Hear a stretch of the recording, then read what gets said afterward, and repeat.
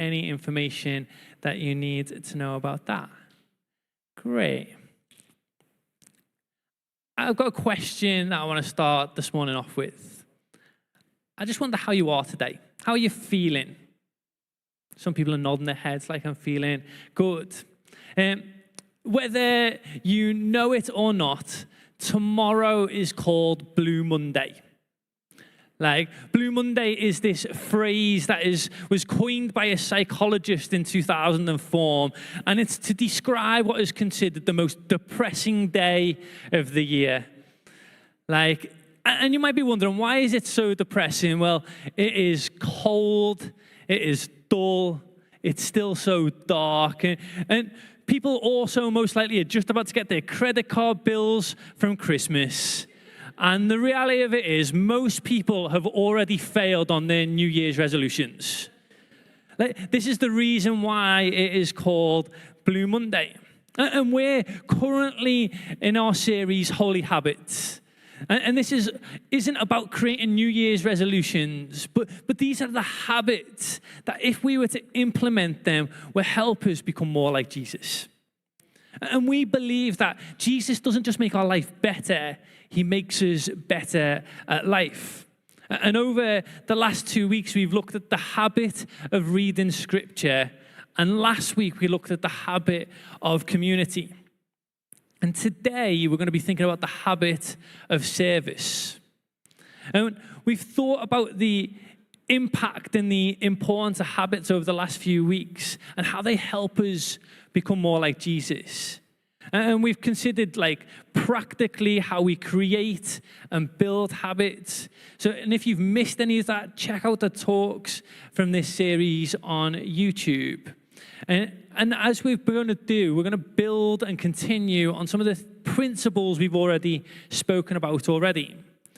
And one of the major contributions of both building healthy and unhealthy habits is something called dopamine. Dopamine is a chemical that our brain makes as a response to certain stimuli. Like, you can tell that I used to be a science teacher at this point, can't you?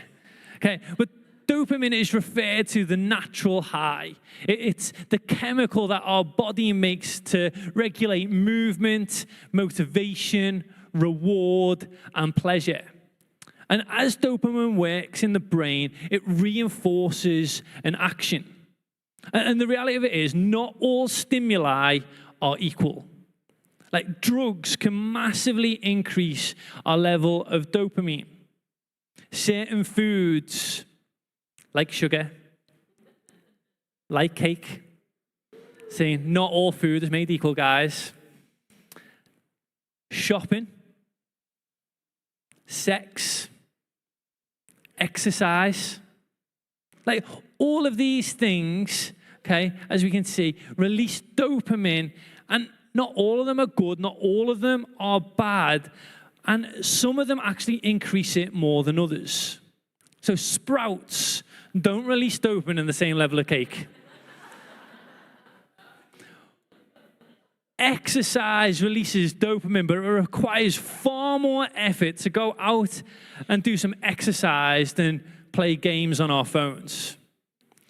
Oh, the silence there, because I know that you know as well that the fastest growing the demographic of gamers in the world is between the ages of 55 and 65.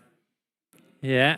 That's because of all those people are sitting there on their phones, playing those games on their phones, and won't class themselves as gamers. So there we go. Okay, and we live in a world of dopamine overload, don't we? And all of it has an impact on our decision making. It can lead us to form unhealthy habits. And if we aren't intentional about who we are trying to become, we can drift. Just think, like, by the time tomorrow morning arrives, most of us are already in some kind of survival mode, looking for the next dopamine fix. Whether you're rushing the kids to school, answering emails in our car, managing the pressures of life, paying bills, and trying to hold it all together. So we reach for the easy, quick fixes of dopamine. And the reality of it is, we're being trained to save ourselves with quick fixes, and it's shaping who we're becoming.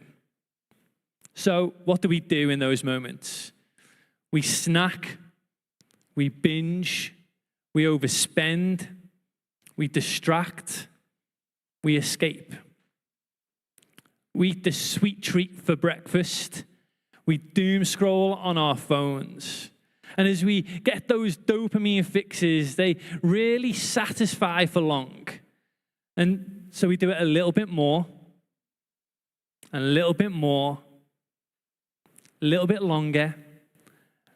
And without realizing, we drift into a life we never intended. Quick fixes don't just fill our time, they form our lives. And it leads us to ask a question. Who am I trying to become? Who am I trying to become? Our habits inform our beliefs that create identity. And we've been looking at the habits as followers of Jesus. And to think about these habits, we should also probably look at the life of Jesus. Like, what were the habits that formed Jesus' life? If we want to become more like him, we ought to probably have similar habits, shouldn't we? And maybe you're here today and you're unsure about Jesus. You've come along and you're curious, trying to work it all out. And if that's you, you are more than welcome here this morning. Like, we're here as a community of people figuring this all out, aren't we? And I, for one, I know there are many others in the room who are convinced that Jesus is who he said he is. And I believe he is God. And I believe that because as I look at the evidence in Scripture, and also as I look at the story of my own life, I see that how God has spoken to me, how he's moved in my life. And I can't deny how God has led me over time, how he's intervened in my life through prayer, and how I have felt his presence in difficult times. And I believe we need to come curious. We need to come asking questions. We need to come and try and find out more. And as we do, he will reveal in time himself to us. And as I look at the life of Jesus, one habit strikes me.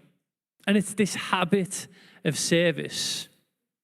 See, if our world trains us to chase quick fixes for ourselves, but Jesus forms us through the habit of serving others. See, Jesus said these words in Mark chapter 10, verse 44 and 45. Instead, whoever wants to become great among you must be your servant. And whoever wants to be first must be slave of all. For even the Son of Man did not come to be served, but to serve, and to give his life as a ransom for many. What does following Jesus actually look like when no one is watching? We're going to look at this story in the Gospel of John. And John was one of Jesus' disciples and a witness to Jesus' ministry. He saw him live this in, day out. He saw his death and his resurrection and was so convinced by what he heard and what he'd seen that he documented it down for us to read today. And even when persecuted severely, he didn't denounce Jesus, but he continued to proclaim him. And in this passage we're going to read is just before Jesus goes to the cross. Jesus knew what was about to happen, and he is with those who are closest to him, even the one who was about to betray him, Judas. And all of these people are present in this moment. It's nothing public. It's this intimate gathering of those who Jesus was closest to. And this is what happened. Jesus knew that the Father had put all things under his power, and that he had come from God and was returning to God. So he got up from the meal, took off his outer clothing, and wrapped a towel around his waist. And after that, he poured water into a basin and began to wash his disciples' feet, drying them with a towel that was wrapped around him. I feel like I need to reiterate a point. Like Jesus knew what was about to happen, that his death was imminent. And this is what Jesus did. He began to wash their feet. Now, washing feet today is considered quite a grim task, isn't it? But this was 2,000 years ago. They weren't wearing nice white trainers that covered their whole foot. No, they would have been wearing sandals. They didn't have nice pavements as we do. It would have been dusty, dirty roads. And if that's not bad enough, the paths that they would have walked on would have been the same paths the animals would have walked on. Now, let's be honest, how many of you like cleaning your shoes after you stood in dog muck? Like, you only have to go to the football match and you can see where horses have been standing. And the reason washing feet was normally done by the least or the lowest person in the house was because of how filthy those feet would have been. But Jesus gets down onto his knees and begins to wash their feet. And like Peter in this moment absolutely loses it. Like, I can't let you, Jesus, wash my feet. Like, who am I to let you wash my feet? And Jesus is trying to teach them something in this moment that has ramifications for us. Because he continues on and he says this. When he had finished washing their feet, he put on his clothes and returned to his place. Do you understand what I have done for you? He asked him. You call me teacher and Lord, and rightly so, for that is who I am. Now that I, your Lord and teacher, have washed your feet, you also should wash one another's feet. I have sent you an example that you should do as I have done for you. Very truly, I tell you, no servant is greater than his master, nor is a messenger greater than the one who sent him. Now that you know these things, you'll be blessed if you do them. Jesus is clear here, isn't he? Like, he has set us an example to follow. It's not about who we are or who we think we are. To follow Jesus is to serve one another, to put others before ourselves, even if it's not necessarily our preference. Like, this isn't accidental. John tells us something really important before Jesus ever picks up the towel. He says this: Jesus knew that the Father had put all things under his power, and that he had come from God, and that he was going to return to God. Like, in God's kingdom, greatness isn't proved by status. It isn't shown through privilege. It isn't protected by power. In God's kingdom, power moves downward. Love looks like service, and blessing is not in being served, but in giving away yourself. Like, this is Jesus directly confronting the way we've trained our lives. A world that is constantly asks, what do I get? Jesus asks, who can I love? There's no quick reward here. There's no recognition. And yet Jesus says, you will be blessed if you do this. But Jesus knows something we often forget. what saves us quickly doesn't always form us deeply. So let me tell you about how I've learned this the hard way. Okay, I just finished university, and I was working for a charity called Y Kids, and I loved the job. And so, because I loved my job, I gave a little bit more time. So I said I would volunteer a little bit more. Big mistake, maybe, because they had this huge project coming up called the Bootle Literary Festival. And a shopping centre had given our charity an empty shop. And we had this brilliant idea that kids could come into this shop and get a free brand new book. And there'd be opportunities to get second-hand books, meet authors, and do workshops. Like this crazy good idea. And my job was simple in all this. It was to sort out the shop. Now, all you need to know about me is this. I am not practical. Like when me and Han were getting married, Han said we should get an electric screwdriver, and I said, why do we need one of them? And maybe I should have learned from this experience I should do with an electric screwdriver, because I was then tasked with putting up 30 IKEA Billy bookcases. And all I had was a handheld screwdriver. And there I was, and I spent days putting up these bookcases. And a couple of days in, this guy says, oh, I'll go and help Paul in the shop. I'm like, oh, great. And he comes, and he's got his nice toolbox. He's got his fancy kit. He comes with an electric screwdriver. I'm like, you know what you're doing. And so he comes, and he helps, and he puts up about 6 bookcases. And I'm like, oh, you are incredible, sir.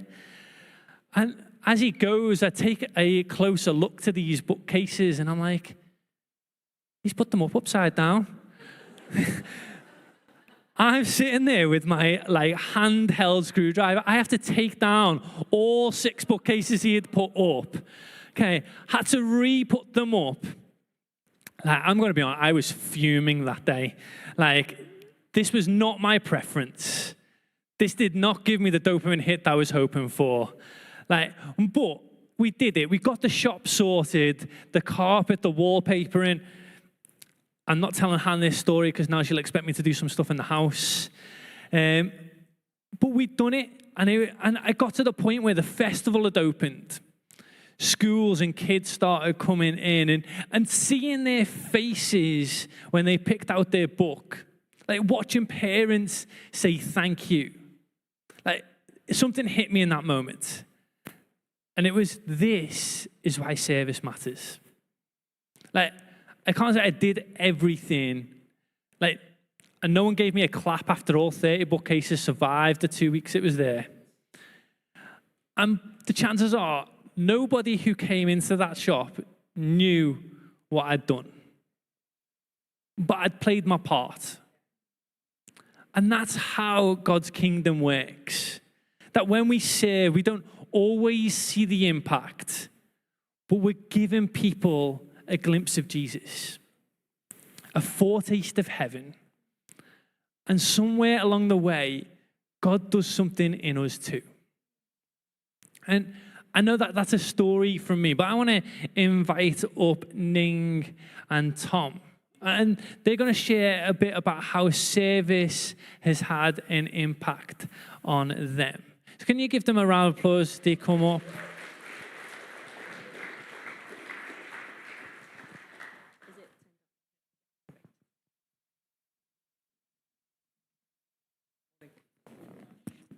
Hello. All right. Morning, church. My name's Ning. Nice. Hope that most of you know who I am. And I've got the pleasure of interviewing this lovely Tom, who is a great friend to many, a great leader, and above all, a great child of God. And we're here to hear about how he serves. So, Tom, tell us a bit about yourself. Okay. What does a normal week look like for you? Okay, right. So hello, my name's Tom. I've been coming to this church, I want to say about 7 years now. I was born into what I call a half and half household. So my mum's Christian, my dad isn't. but I was raised in a Baptist church called Enon for many years of my life, and I was 18 when I gave my life to Jesus. But I don't think I really kind of clicked what that really meant for my life, honestly, until I started coming here. It's been a wild, wild journey. But in terms of how a week looks for me, it varies. It really varies because I have the pleasure of having what is called a 0-hour contract, which means that I never know when exactly I'm going to be getting shifts at work. So weeks vary, but oftentimes I would say there is quite a steady beat of evening times being filled with church things sometimes. So, for example, got worship practice and small group on Wednesdays, got youth on alternate Thursdays, and things like that. At the moment, though, because I'm currently doing rehearsals for a show, that has drastically changed as well. So, in every sense of the word, I literally have no idea what a typical week is, to be honest. That's fair enough. And before we get into how serving looks like in your sometimes crazy, hectic week, but also sometimes really quiet week, can we know how you first got into serving? Like, did it happen in church or did it happen at home? What spurred you on? Just serving in general. It's difficult to know because obviously, like, I think when people talk about serving in church, I think people's instinct is to think, I need to be part of a team, I need to be part of the worship team, the welcome team, whatever it is. But serving, I think, as you've kind of pointed out there, Ning, of like, serving is just like the first time somebody asks you to do something and you do it, whether that be moving a chair or opening a fire exit or something like that. So I guess it probably would have started at home with my parents. Just, from quite an early age, I think me and my brother were encouraged to help out around the house with chores, with getting ready meal times, things like that. So I'd say that's probably where it all began. That's fab. Yeah, as we know, serving doesn't just look like something that happens in church, but actually happens outside and in your life as well, how you can love on others. So what does serving look like for you right now? Not literally right now, but in your current season in life, what are you involved in? Okay, so at the moment, in a church setting, I'm part of the youth team, part of the worship team, and also, again, just like somebody asked me to do something and I'll try my best to do it as well. Outside of that, I am working at a place called Seven Stories, where I work as a storyteller and also as a duty manager. And I also do role play for medical exams as well. So I think in all of those are, to a certain degree, an amount of serving is involved, even in the sort of the duty manager position, for example, which anybody who knows me well knows I'm terrified of any sense of responsibility. So I think being able to approach it not from a sort of how the world sees leadership, just bossing people around and telling people what to do, but seeing it from a point of view of serving other people, helping everybody's jobs and days run a little bit smoother, I think is the way to go about that. That's really special. Thanks for sharing, Tom. And how do you think this has changed you in terms of, maybe in terms of your relationship with God and how you perceive situations and So I would say that growing in servitude, I think, has given me a lot more confidence, bizarrely enough, and it's revealed a lot of strengths that I didn't know about. It has also revealed a lot of weaknesses that I didn't know about and things that I realized that I need to kind of work on in many ways. It's also, actually, I'll give you an example because as well as responsibility, anybody who knows me well knows that a bit like Paul, I'm not very practical and I'm not very organized, which I recognize sometimes makes people's lives around me a little bit more difficult. And I don't want to make people's lives difficult, so I'm trying to work more and more on getting more organized and things like that. So that's another way that's changed me. But it also has taught me the value of rest as well. I tend to be a bit of a yes man, and so like if anybody says something, I was like, yeah, I can do that, absolutely. And then I've realized, oh wait, I've got 7 other things to do that day, 3 of which are at the same time. Oh dear, that's the organization again. And so it's kind of learning the value of actually when to say no, exactly. I can't even say it now, it's hard. I think it was actually, yeah, I remember Pastor Paul saying, like, when you say yes to something, you're actually saying no to loads of other things. And so I think that has also been changed the way that I kind of view things a bit.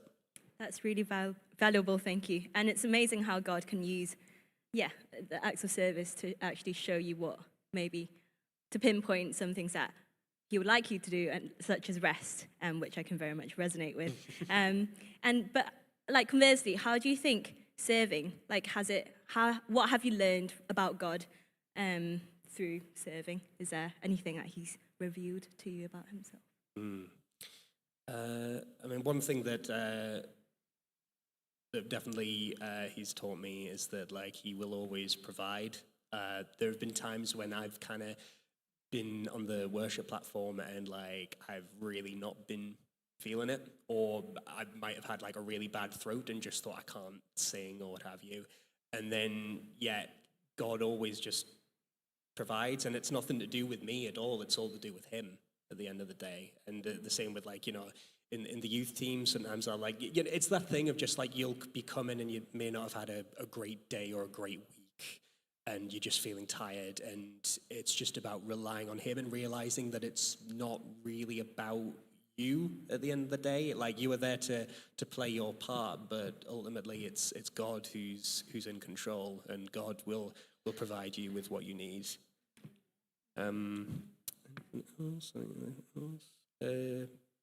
Just learning to trust Him as well.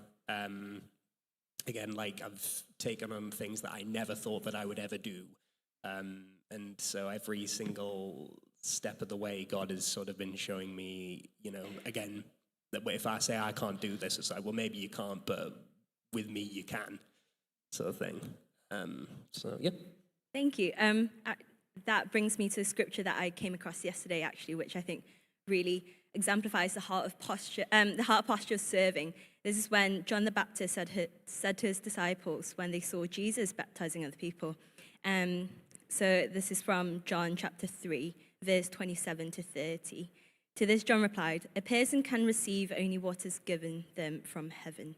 You yourselves can testify that I said, I am not the Messiah, but am sent ahead of him. The bride belongs to the bridegroom, and the friend who attends the bridegroom waits and listens for him, and is full of joy when he hears the bridegroom's voice.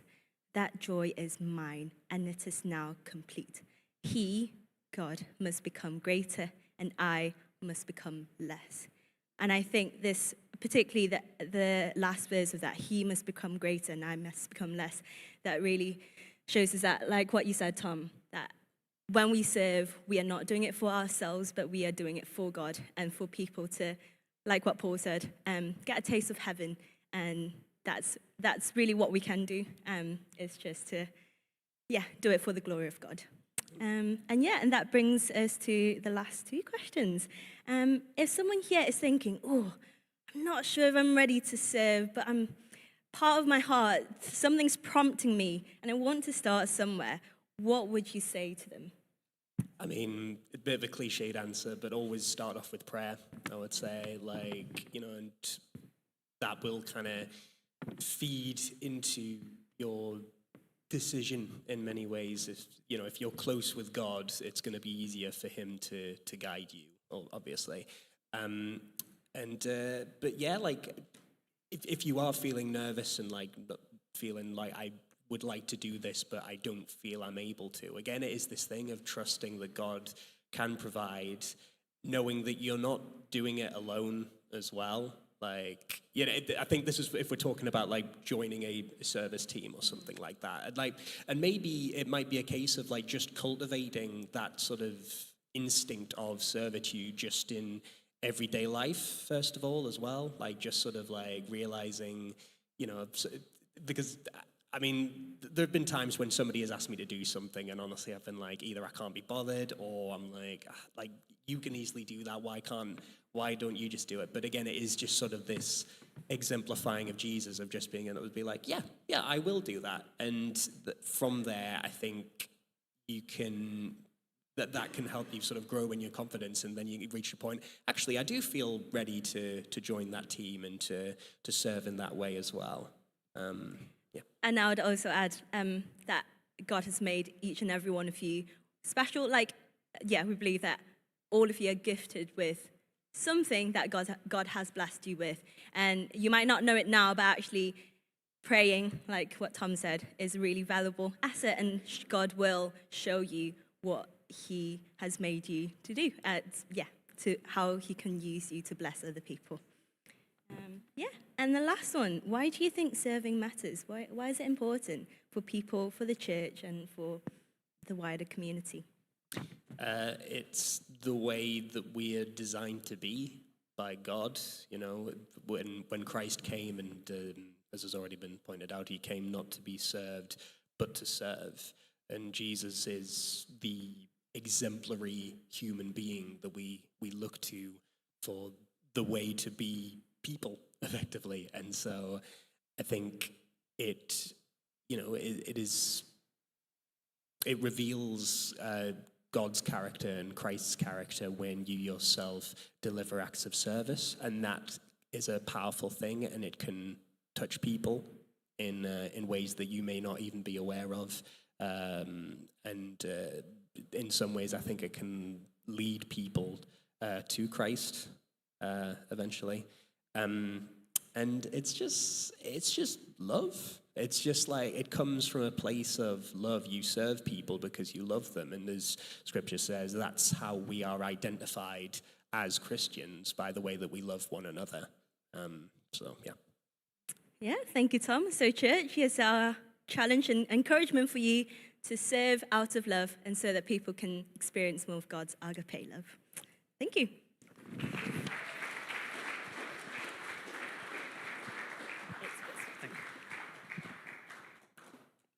I'm hoping you're feeling encouraged by that. So let me try and bring this all together as we come to an end. Because if we are intentional, if we prioritize the habit of service, we're choosing to become more like Jesus. So what does that actually look like? I think the first thing it could be looking like is personal acts of service. Because for many of us, when we hear the word service, what we actually hear is, there's something else getting added onto my plate. There's something else to do. But service isn't about adding more. It's about reframing our perspective.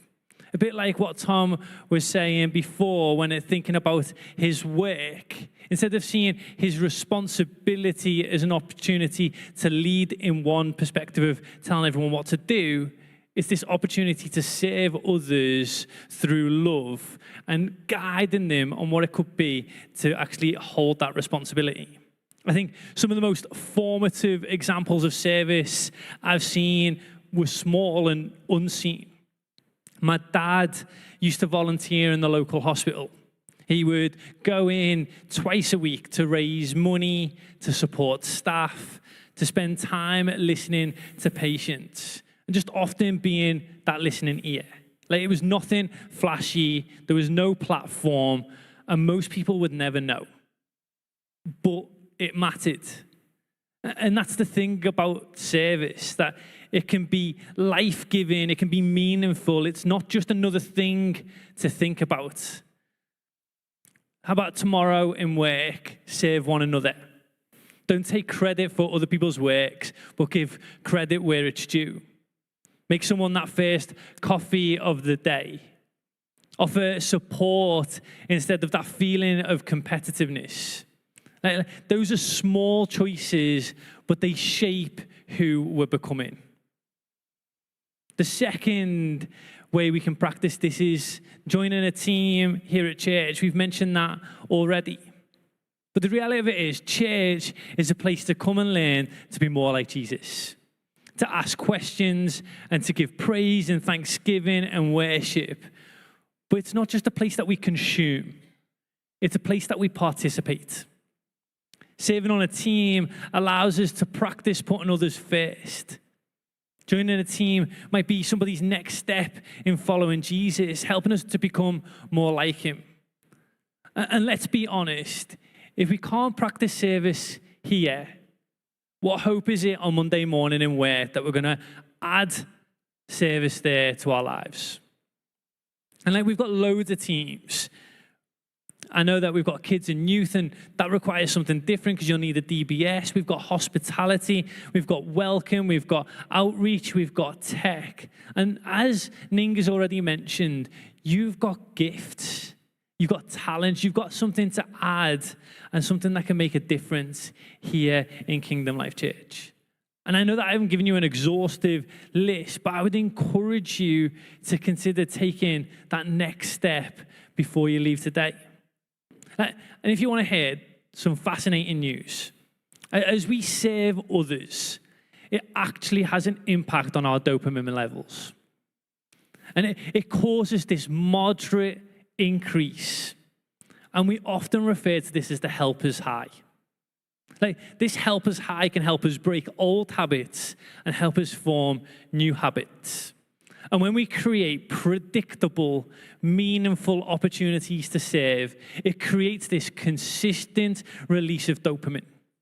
It helps us form our identity of becoming more like Jesus, and it builds on community, which we spoke about last week.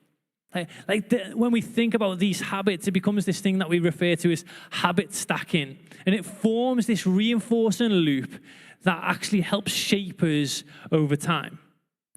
And studies show that serving increases well-being, reduces stress, and improves emotional regulation. Which leads me to this. Especially if you're here and you're not sure what you think about Jesus. You might be thinking, why should I trust Jesus? Why should I trust Jesus' way at all? Here's why. It actually works. It actually works. A world built on self-service promises fulfillment, but it leaves this empty space. And Jesus offers a way of life that forms us, restores us, and reconnects us with what really matters and what it really means to be human. See, we drift towards serving ourselves, but Jesus invites us to serve others. And churches sometimes get a reputation of wanting something from you. But here at Kingdom Life Church, we want something for you. And that's why we believe Jesus doesn't just make our lives better, he makes us better at life. Maybe you're here today and you've heard that for the very first time. That you've had those questions about who Jesus is. And you've been asking that question, like, why should I trust this Jesus way at all? And something's resonated with you and you're like, this could work. And you want to take that next step today in following Jesus. And if that's you, I would encourage you to say this prayer with me. And I'm just going to encourage everyone to close their eyes. If that's you, would you just say this prayer along with me? Jesus, we just thank you that you came to serve. We thank you that your service means that you've died for me and that you've risen to new life. Jesus, I want to redirect my life to follow you. Help me. Help me as I look to follow a life that is the same as yours. As I create habits in my life just like you. Amen. If you've said that prayer today,